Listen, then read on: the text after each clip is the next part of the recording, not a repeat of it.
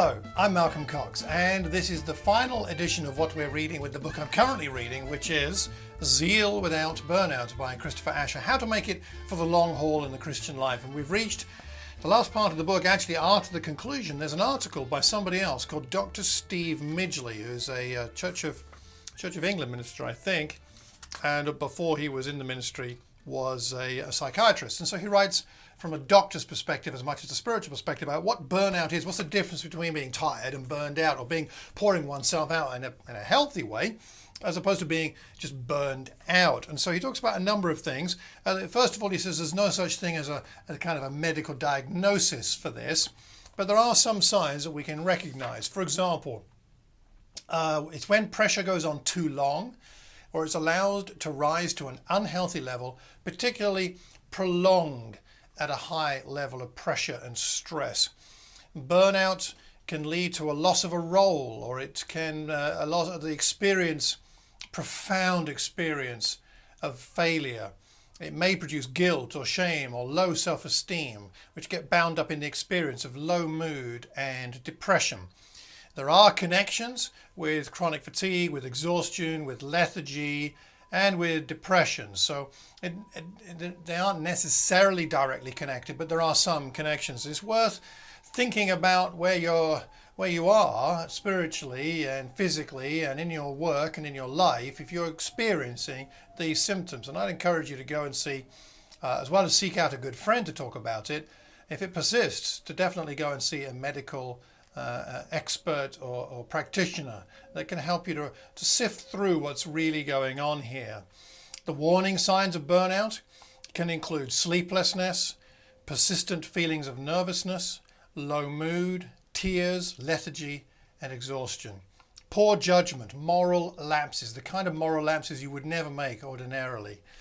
Practical steps, he suggests: give permission to others if they notice signs. Give permission to people to say, are you really okay? Are you sure? Can we have a chat? What's really going on? Give permission to people to talk about these things with you. Conduct a regular review, a personal review. How am I doing? But perhaps allow somebody else to do a review with you of your balance. Although I don't like the word balance because life is so rarely balanced. The blend of the different pressures in your life, the different roles you fulfill, and how they're affecting you.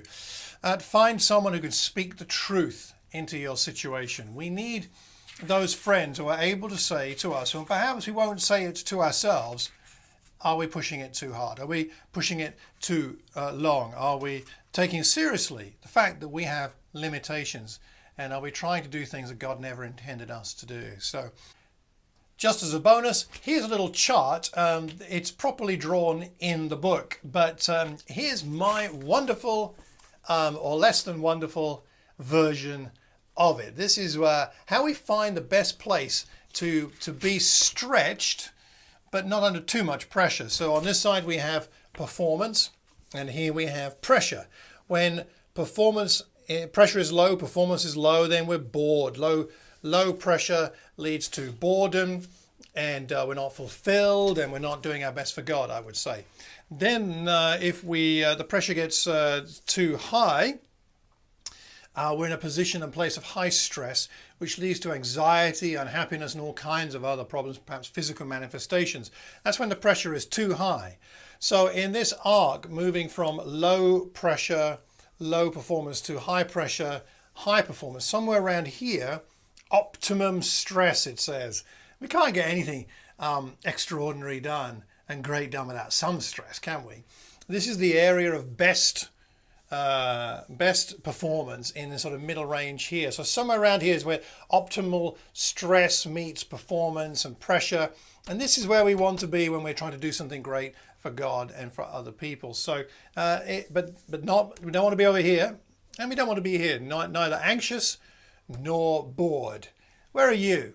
Where are you in your work and in your labor for God? Where are you on this curve here? Are you up here? Are you in the optimal range? Or are you in some spot that's not so healthy and not so God-honoring? Let me know.